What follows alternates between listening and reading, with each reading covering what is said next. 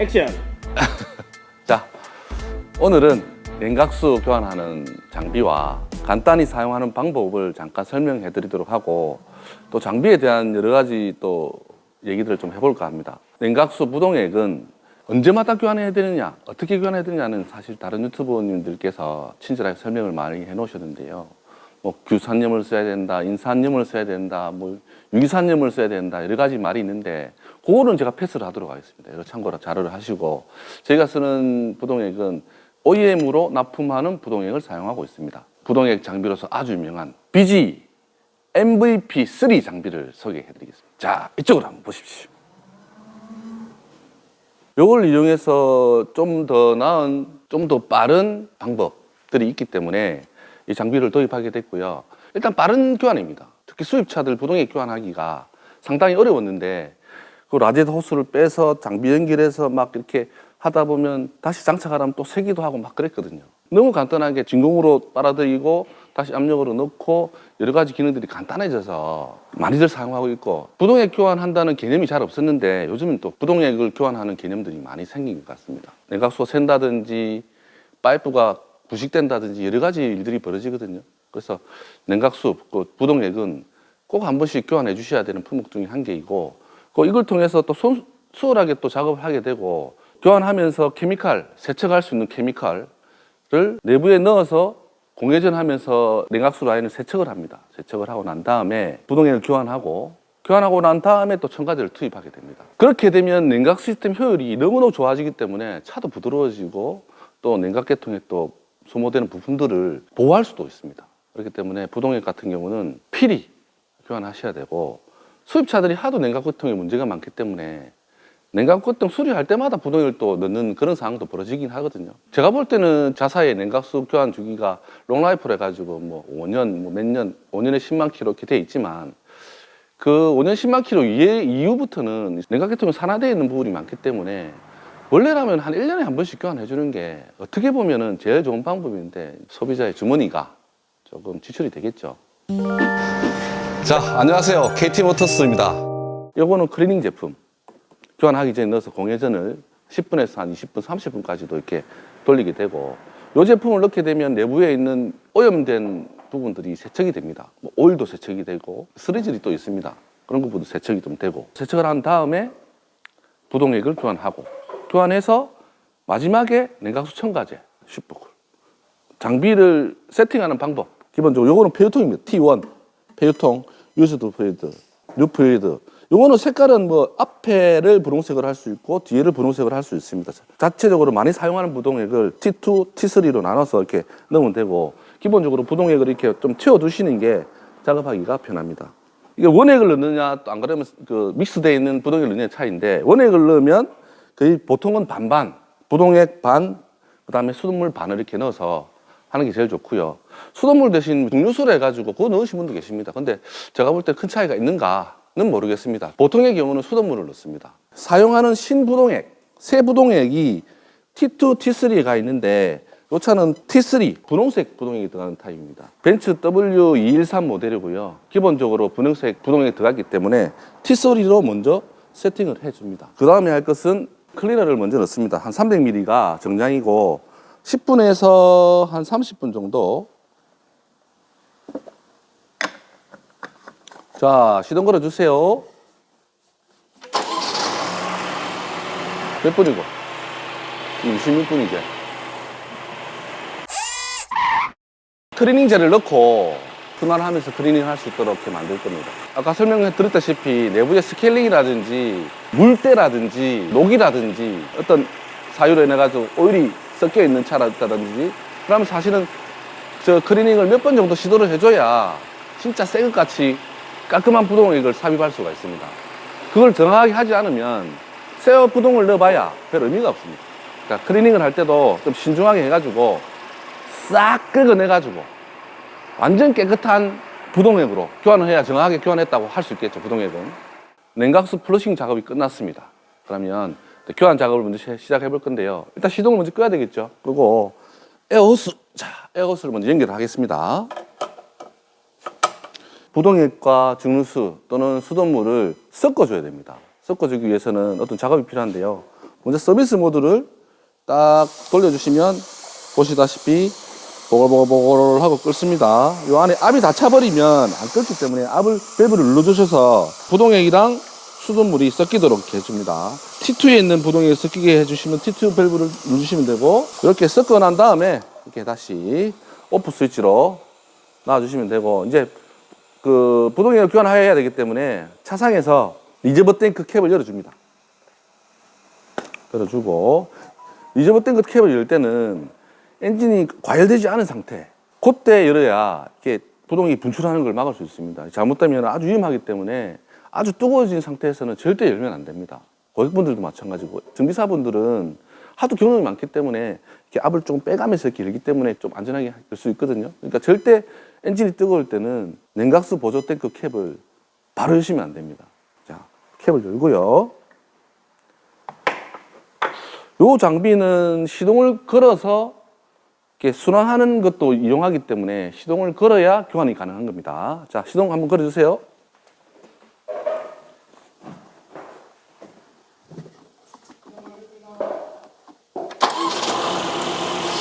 자, 여기서 중요한 거는 요 수통이 끝까지 닿입니다.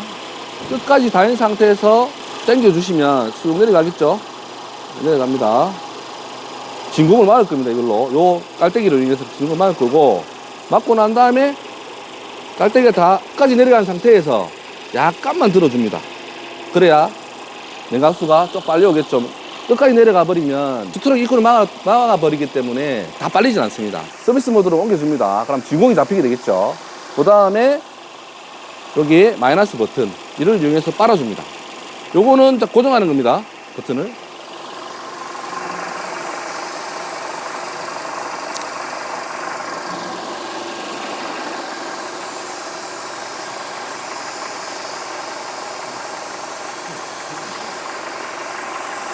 자, 폐유가 배출되고 있습니다. 폐유를 배출하실 때 자세히 보셔야 될 것은 라디에이터 호스. 라디에이터 호스가 쭉 쪼그러들었죠. 네.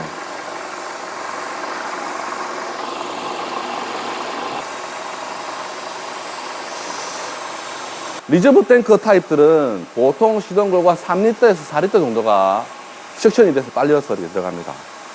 이게 기포가 이렇게 올라오죠. 기포가 이렇게 올라오면 거의 석션이 다 된 상태고, 저렇게 요동을 치게 되어 있습니다. 여기 보시면.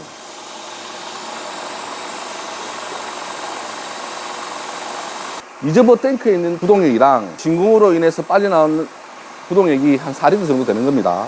그럴 때는 이제 닫아서 다시 주입을 하게 됩니다. 주입할 때는 주입 버튼, 이 버튼만 눌러주시면 돼요.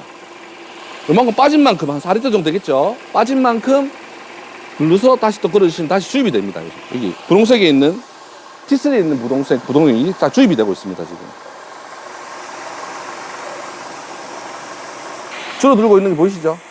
1리터 단위니까 한 4리터 정도가 더 하겠죠. 1, 2, 3, 4 이 정도.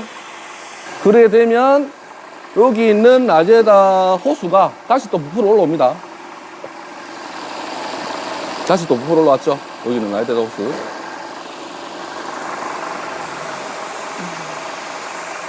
이 장비가 세팅된 것이 폐유 석션이라든지 신유 주입이라든지 압력을 아주 알맞게 세팅이 되어 있습니다. 그것도 조정을 할 수 있습니다. 조정을 할 수 있지만 이 상태가 가장 이상적인 상태라고 얘기할 수 있습니다. 더 이상 안 들어가네요. 압이 걸려있는 모양입니다. 자, 이 상태로 오프를 하고 순환을 시킬 겁니다. 또 시동이 걸린 상태에서 어느 정도 순환이 되어야 또 섞이겠죠. 새로운 부동액하고 엔진 내부에 있는 거, 라제다에 있는 부동액이 또 섞이게 됩니다. BG 본사에서는 뭐 5분에서 10분, 많게는 15분, 20분 얘기하시는데, 그거는 섞이는 상황에 따라서 이렇게 정비사분들이 판단해서 빨리 조금 빼도 되고 조금 늦게 빼도 되고, 또 여러 번 많이 교환할 경우에는 빨리 좀 빼고 여러 번 많이 교환하는 그런 방법도 괜찮은 것 같습니다. 이물질이 많이 없는 차들, 그런 차들은 한 8리터 정도 교환해주면 아주 깨끗해집니다. 뭐 더 해도 되지만 굳이 더 할 필요는 없는 상태고, 냉각수에 엔진 오일이 섞이거나 이물질이 많이 있거나 녹이 있는 차들은 좀 더 많이 한 12리터, 15리터까지도 교환이 가능합니다. 그럼 물론 비용이 조금 늘어날 수 있겠죠. 그렇기 때문에 요 차 상태는 지금 현재 그렇게 썩 나쁘지는 않은데 아무래도 오랜 기간 사용했기 때문에 교환하는 거라 아마 8리터 정도만 교환하면 괜찮을 것 같습니다. 차마다 사실은 엔진 배기량마다 틀리긴 틀린데 보통은 한 8리터 정도 하시면 특별히 문제가 없는 경우에 하시면 전체 다 교환할 수 있다고 보시면 됩니다. 자, 어느 정도 이제 순환이 또 됐고 다시 한번 똑같은 작업을 반복해야 됩니다. 다시 통에 딱 깔때기가 밀봉이 되도록 해주시고 똑같이 이렇게 끝까지 내린 상태에서 조금만 딱 띄워주시면 됩니다. 자, 다시 폐유를 배출해 보도록 하겠습니다. 마이너스 누르시고 이거 딱 빼주시면 됩니다. 아, 그럼 지금 한 번 교체했다가 다시 한 번 더 교체하는 거예요? 두 번째 하는 거죠. 아, 안에 있는 물질을 뺀다는 생각으로? 그렇지, 그렇지. 두 번. 그러니까 그게 이제 많으면 세 번이 될 수도 있고, 그 부동액의 그 오염에 따라서 두 번이 될 수도 있고, 세 번이 될 수도 있고, 보통에 오염이 없다면은 그냥 단순 교환이면 한 두 번 정도, 8리터 정도 교환하시면 됩니다. 똑같이 알아들고 있죠?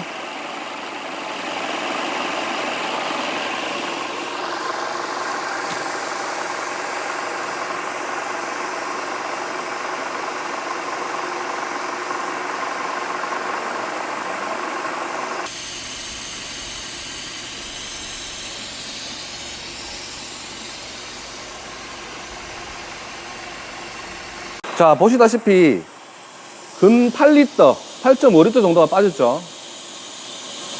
에어만 빠지고 있는 상태고, 이 상태에서 이제 다시 주입으로 시작하겠습니다.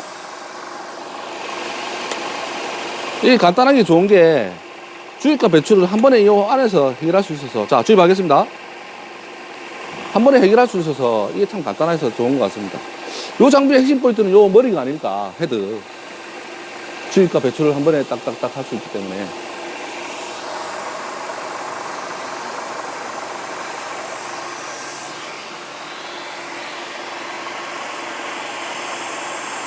아재 도수가 9% 올라오고 있습니다. 조금씩.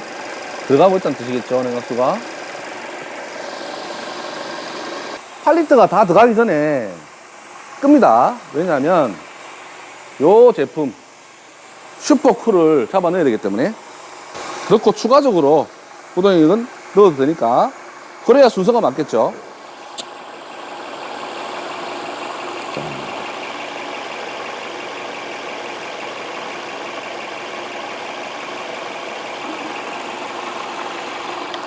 자, 이 상태에서 여기 보시면 냉각수 양이 좀 부족할 겁니다. 그럴 때는 이 플러스 버튼을 통해 가지고 살짝 넣어주시면 돼요. 이렇게. 근데 이게 내부에 에어가 좀 찰 수 있기 때문에 맥스 규정치보다 조금 더 넣어주시는 게 좋을 것 같습니다. 모든 차들 이렇게 해주신다고 보시면 되고. 자, 이제 닫겠습니다. 자, 요래 되면 사실은 냉각수 교환 작업은 끝났습니다. 마무리를 할 것은 시운전을 한번 하고 열을 한번 식혀놓은 상태에서 냉각수 레벨이 정확하게 떠 있는지 모자라지 않는지 확인해서 출고를 하면 됩니다. 여기서 또 가장 중요한 거는 요겁니다. 요 내부에 남아있는 신유. 다음에 파란색을 쓸 경우에는 요 안에 이걸 버려야 돼요. 이게 저희만의 포인트인데 이 아까운 이만큼의 부동액을 버려야 되는데 이거를 어떻게 할 것인가 다시 절로 넣어 보도록 하겠습니다. 요 통에 있는 에어를 빼줍니다. 빼주고 그 상태에서 요 놈을 들어서 플러스 마이너스 밸브 있죠? 요 밸브를 두 개 다 쫙 누르시면 신유가 쫙 내려가죠. 그죠? 쫙 뜨고 내려가죠. 에어가 덜 빠졌나? 다시 한번 에어를 빼주시고 자, 이래 되면 깔끔하게 끝납니다. 라인은 비어 있겠죠. 여기 T밸브이기 때문에 파란색이 올라오는지 분홍색이 올라오는지 사용하는 차에 따라 다르지만 요 라인에 있는 신부동액을 버려야 됩니다. 이렇게 빼주시면 이 부동액, 신유 부동액을 다시 분해소통 T3에 잡아 넣게 됩니다. 아, 이게 대기압을 이용해서 하는 거예요? 그렇죠, 그렇죠, 그렇죠. 이게 이 정도 높이에 있으니까 네. 이 높이보다 내려가 쭉, 그 대신 맵을 열어줘야 되겠죠? 잔유를 네. 빼내는 거니까 이게 이 정도 높이만 있어도 이게 8리터 빠지면 충분히 내려가게 돼 있어요. 자, 이것으로 장비 사용 방법, 약간의 팁까지 설명해 드렸고요. 요거는 제가 미국 라스베가스 세마쇼에 참가를 해가지고 직접 장비를 봤습니다. 보고 사용 설명도 좀 들어보고 그 라스베가스 세마쇼와 같이 그 아펙스라는 쇼도 같이 있거든요. 장비 부품들이 다 들어가 있습니다. 그때 당시에 보고 뭐 사용 결정을 하게 됐고 구매해서 사용하다 보니까 쉽게 부동액을 교환할 수 있어서 우리 그 정비인과 정비 현장에 많은 도움을 줄 수 있는 장비인 것 같습니다. 부동액 교환하는 데 드는 시간을 줄여줄 수 있기 때문에 상당히 메리트가 있습니다. 보통은 라제다 캡을든지 라제다 밑에 있는 드레인 플러그를 열어서 뺀다든지 안 그러면 수입차의 경우 플러그가 잘 없습니다. 그렇기 때문에 라제다 호스 하부를 보통 빼서 쫙 빼고 라제다에 있는 것만 교환을 하게 되는 거죠. 이 장비는 이게 진공으로 석션하는 방법으로 순환해서 빼는 겁니다. 넣고 빼고 넣고 빼고 이런 식으로. 그러면 엔진에 있는 거 라지에다에 있는 부동액, 엔진에 있는 부동액들을 한 번씩 순환하면서 다 뺄 수가 있다는 거죠. 단시간에 깔끔하게 교환이 된다.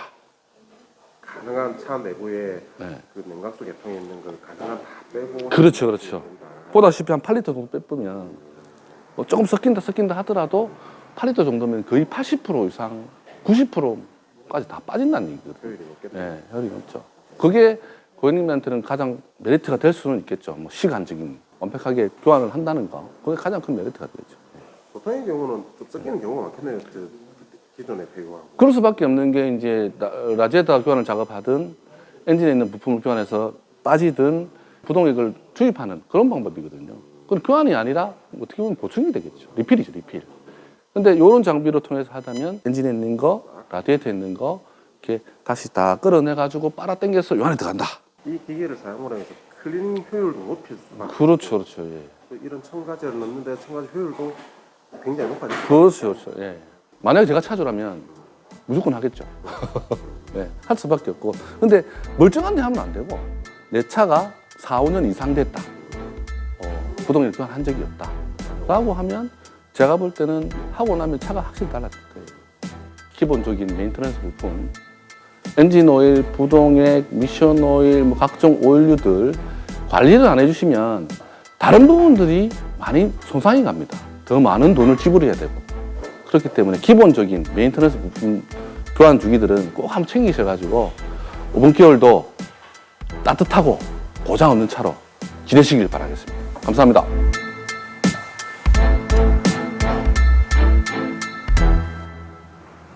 야, 근데 쌈박하네, 장비가.